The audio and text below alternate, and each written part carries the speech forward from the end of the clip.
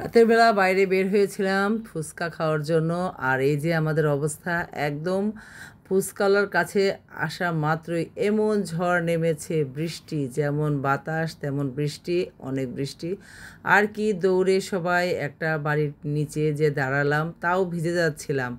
ভিজে ভিজে অনেকক্ষণ দাঁড়িয়ে থাকার পর বৃষ্টি কিন্তু 15 থেকে 20 মিনিটের বেশি হলো।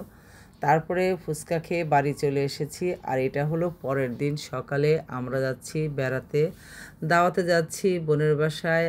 আর সেখান থেকে আরও আমাদের কাজ আছে, সেই কাজগুলো করে তারপরে আসব।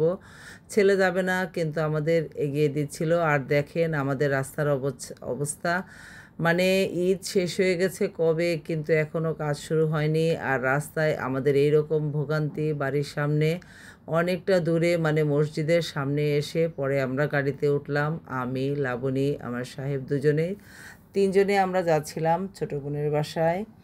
আর এই তো আমরা গাড়িতে উঠে পড়েছি। আর এই ড্রেসটা সাহেবা আমাকে সারপ্রাইজ গিফট দিয়েছে। ড্রেসটা সবাই খুব পছন্দ করেছে, অনেক সুন্দর হয়েছে ড্রেসটা।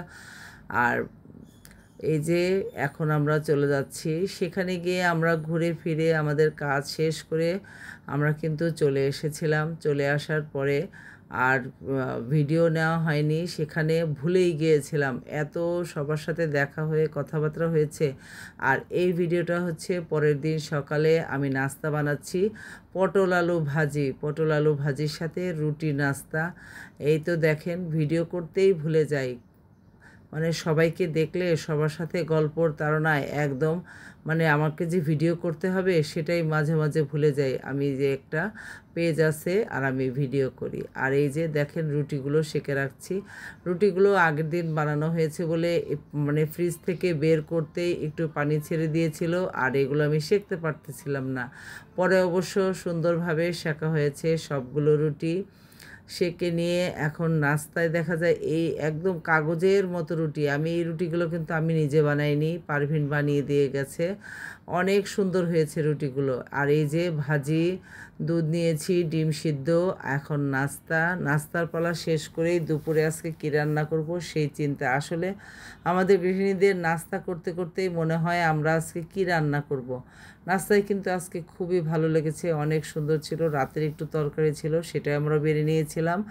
আর এই যে মাগুর মাছ ভুনা করব, সব মশলায় মাগুর মাছ নিয়ে একদম ভুনে নিচ্ছি। কিন্তু মাছগুলো আগে একটু হলুদ লবণ দিয়ে ভেজে নিয়েছি, না হলে কিন্তু ভালো লাগবে না, কারণ এই মাছগুলো রোজায় কেনা হয়েছিল।